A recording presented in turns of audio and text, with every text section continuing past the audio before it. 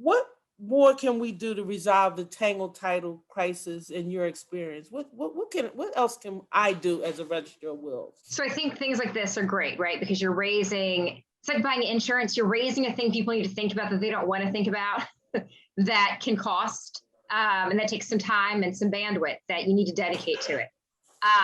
Going back to Rep Harris's point earlier, it's like how we tell people to go to a shelter, but is there enough space for you? Are there enough affordable attorneys for all the people who need to make a will?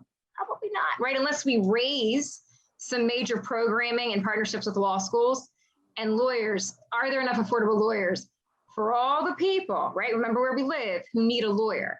Okay. And so there really is, and I'm a lawyer, but one of the things that's always frustrated me is that, lots of law only applies to people who can afford to bring that suit. The contract law, you can buy a house that's messed up.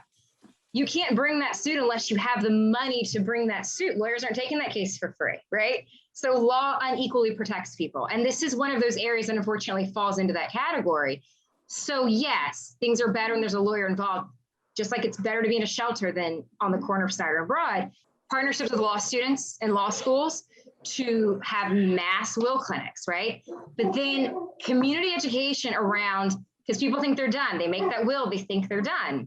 Right. They think it is now yours because they put it in the will, and that next person is, we see this all the time.